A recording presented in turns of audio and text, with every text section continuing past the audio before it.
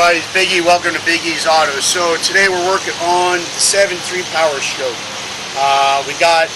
We're gonna replace the AC lines. I got the spooky look because we got a thunderstorm coming and everybody and their brothers mowing their grass. So please bear with me. I will try to speak loud enough that you can hear what's going on. So I don't have a lot of time for chit chat, unfortunately, because I don't know how soon that thunderstorm is going to let loose. So we're going to go ahead and we're going to dive into it. I'm going to come over there and I'm going to adjust the camera. Just listen to me here. I'm going to help. That way you guys can see a little better what's going on here. So first thing we're going to do is on the back of the compressor here. We also have to take this sensor off. So we're going to unplug that. Okay, and we got to do that line. That's going to be a 10 millimeter. So we're going to go ahead. We're going to remove.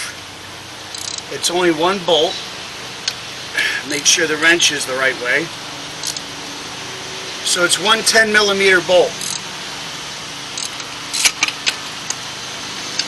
I should have grabbed my stool.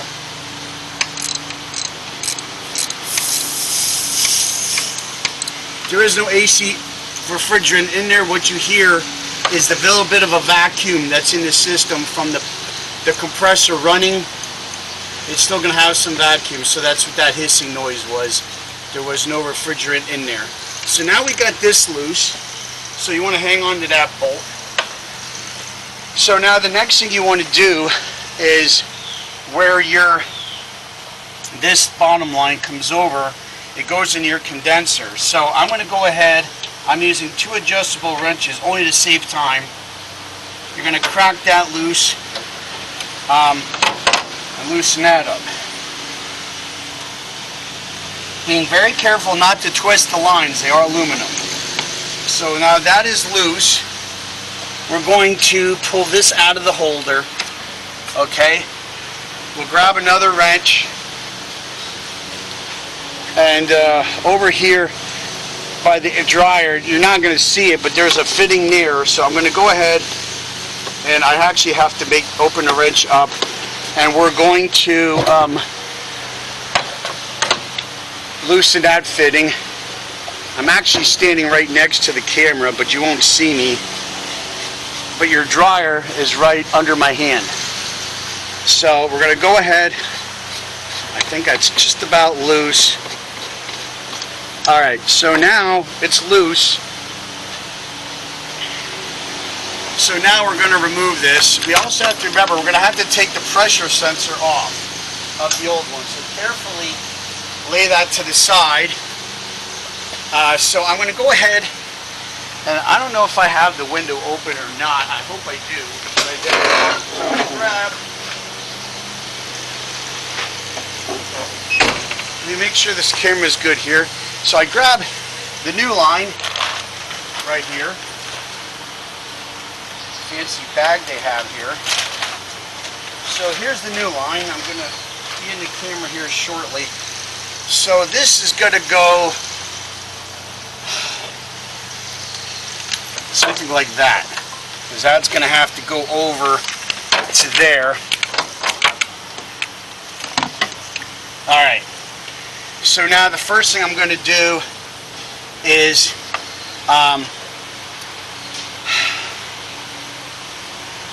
I messed up here because there might be enough here.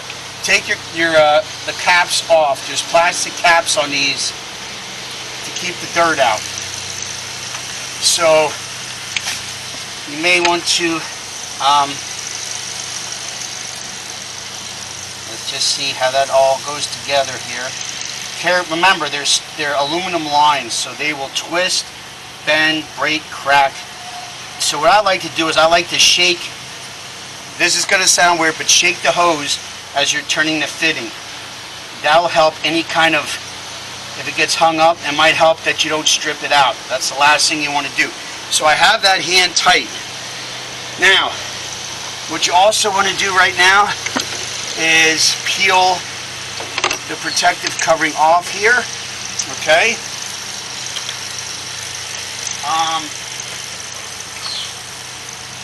So you want to check your O-rings that are on the back of the compressor. If you want to, you can replace them. But these look like they're in decent shape. So, what I'm going to do here is try and come over here. I'm going to try and line this up.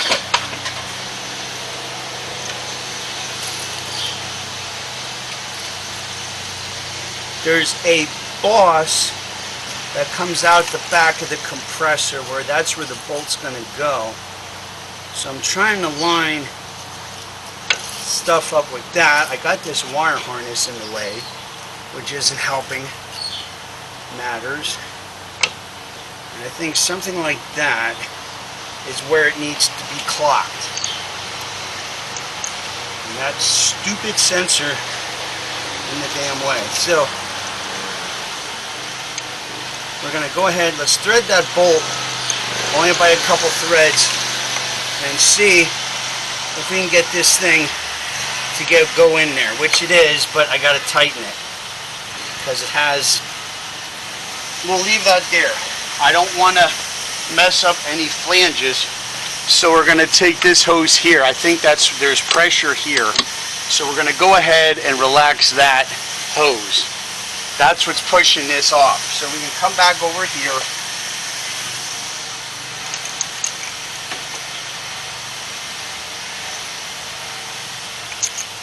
Make sure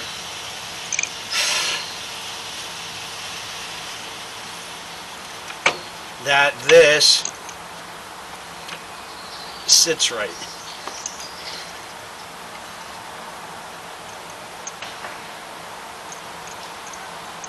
Because you want to make sure that it doesn't cut the O-rings, but it has to seat in there. I don't know why it's given a hard time, but don't you just love annoying neighbors who have to get their yard done professionally? Jackasses. Anyway.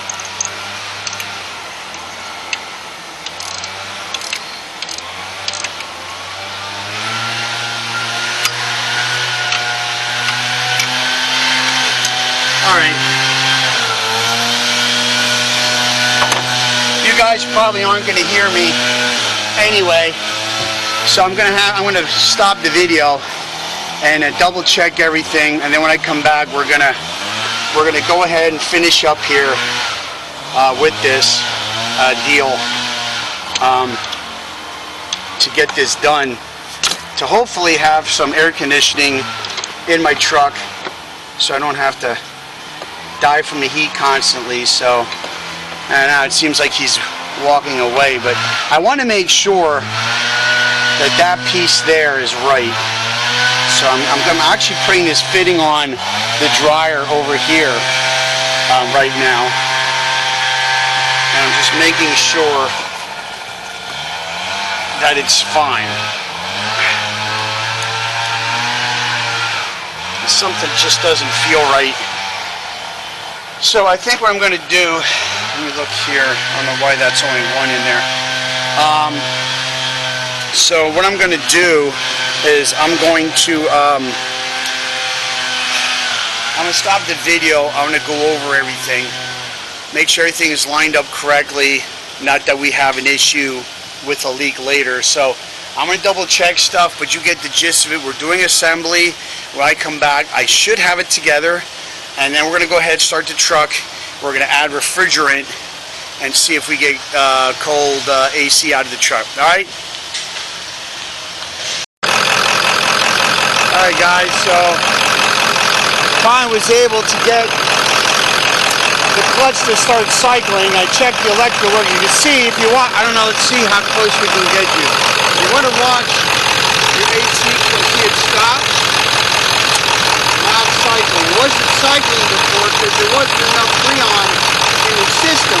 You had to be able to trigger that high pressure sensor. That's what's going to tell the clutch to turn on and off, is that sensor. So also, I was filling it up with this, and it has a gauge. If you read the gauge, you want it to stay in the green.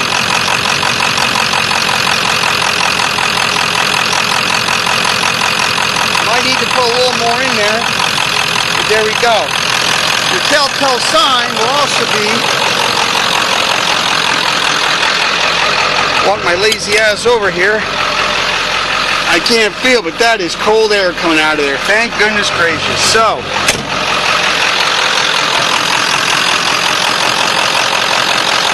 let me shut this thing off.